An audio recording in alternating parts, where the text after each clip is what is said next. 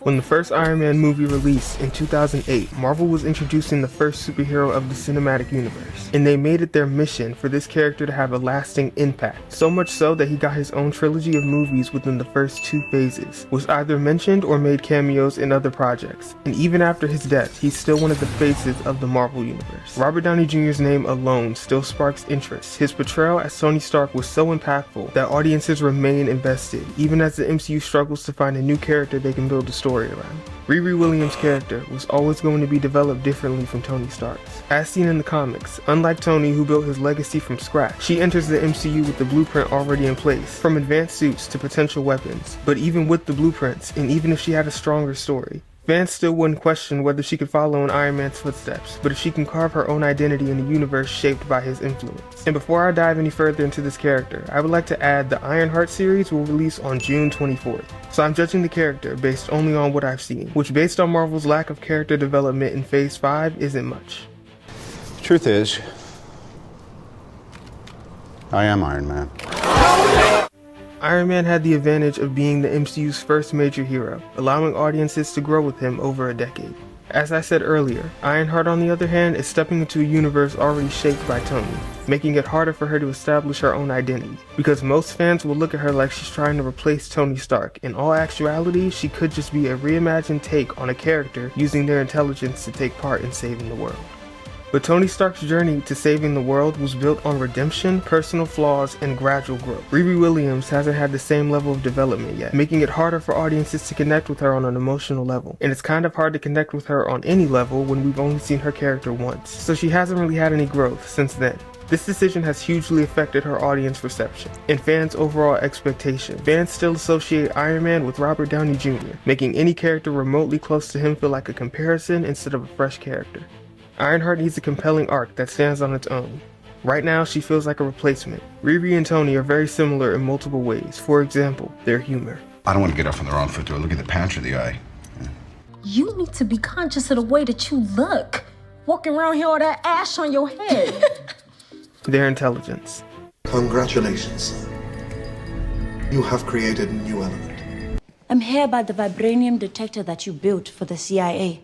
No, I ain't built no detector for no CIA. I made that for my metallurgy class. And overall, how they're portrayed as characters. Their similarities aren't the worst thing to happen to the MCU, and if this is something that bothers anyone, they'll get over it. What they won't get over is Marvel trying to build a new Iron Man while doing less than half the work. Think about Spider-Man. We saw him struggle after Tony died, feeling like he was meant to be the new Iron Man. But this wouldn't have made sense because he's Spider-Man, not Tony Stark.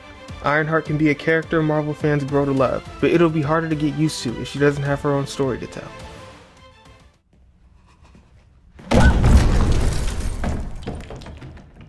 Shit.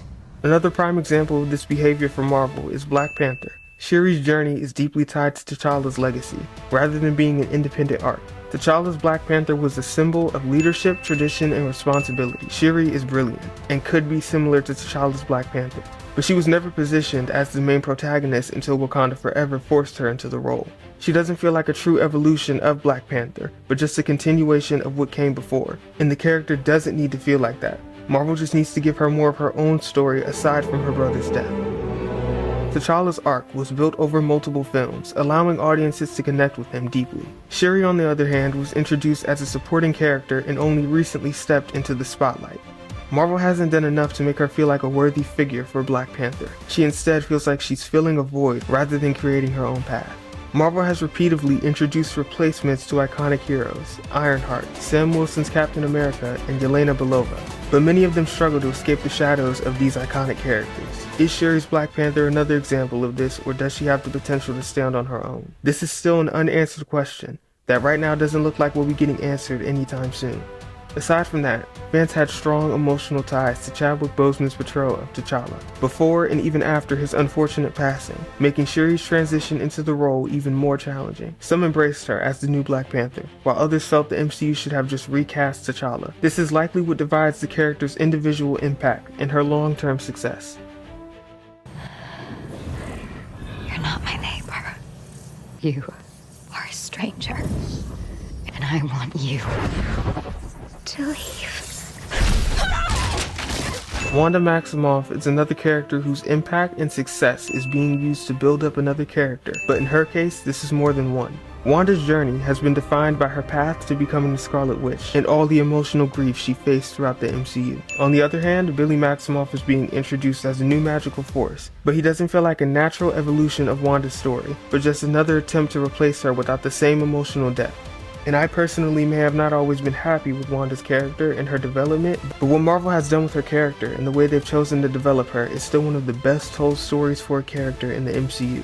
Each movie Wanda was in made her character shift in some way. One of the biggest criticisms of Wanda's arc is her lack of accountability. She enslaved an entire town in WandaVision and faced no real consequences. And all of this is still an arc that needs to be dealt with. Marvel took this opportunity to introduce not one, but two magic users, Agatha Harkness and Wanda's son, Billy Maximoff. As seen in Agatha All Along, Billy Maximoff is portrayed as one of the strongest magic users in the MCU. The magic he possesses is Omni magic, which in some cases could come off as stronger than Wanda's chaos magic. But Marvel runs into another bump in the road with this character. As I said earlier, Wanda Maximoff has been built up throughout multiple movies, and although I'm sure Billy will get stronger in the future, Marvel has not done quality character development in a while. So there's a very big possibility that he would just be another overpowered character from the start, built on the struggle and strong foundation of characters like Wanda Maximoff. Agatha Harkness is somewhat of another example. Agatha's entire arc in WandaVision revolves around her recognizing Wanda's raw magical potential and attempting to harness it for herself. She isn't a new magical force destined for greatness in the MCU. She exists because of Wanda's story and power, making her more of a reactionary character than an independent one. Agatha initially presents herself as a guide, someone who understands magic better than Wanda herself. But instead of mentoring her as she does in the comics, she manipulates Wanda's grief and confusion to serve her own interests. This dynamic further pushes the idea that Agatha's presence is defined by Wanda's existence, making it harder for her character to stand on her own. Her series, Agatha All Along, concluded on a cliffhanger. Marvel is clearly keeping her around for greater storytelling, but will she evolve beyond Wanda's shadow? If Agatha's story continues to revolve around Wanda's magic, she may struggle to feel like a fully independent character, more just like an extension of Wanda's arc. Agatha is a compelling character, but her entire presence in the MCU is built on Wanda's foundation, like Billy. But Billy still has a chance to grow into his own magical force. Agatha's identity is deeply intertwined with Wanda's power, which raises the question of whether she can truly stand on her own in the long run. And with Wanda's fate still uncertain, Billy or Agatha could become the MCU's next major magical figure, but they have to have the presence and depth to carry that weight. Kate Bishop.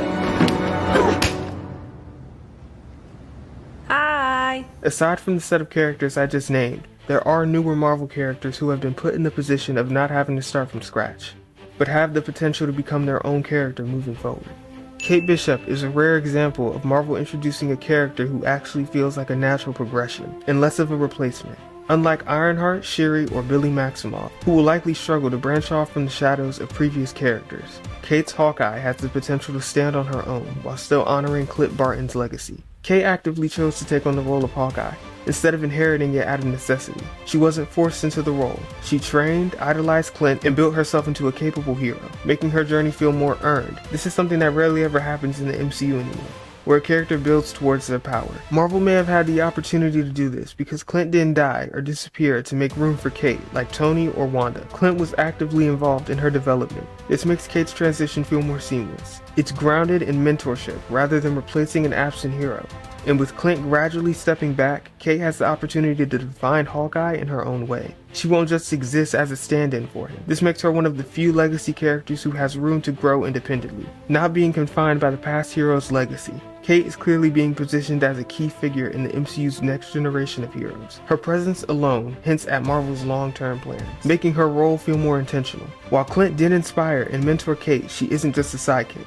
She's already proving she can operate independently. Her ability to hold her own against threats like Yelena Belova What was that? I don't know. shows that she's more than just the next Hawkeye.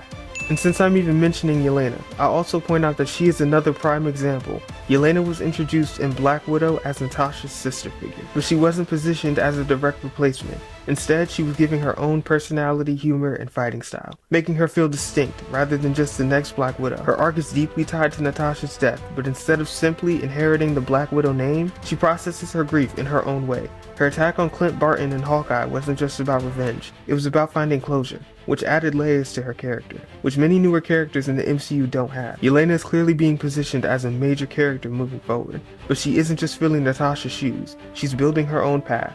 This makes her one of the few legacy characters whose story feels truly developed, and not just an extension of an existing hero. She succeeds because Marvel gave her time to develop, rather than rushing her into Natasha's role. She's a legacy character who respects the past while providing fans with a fresh feeling.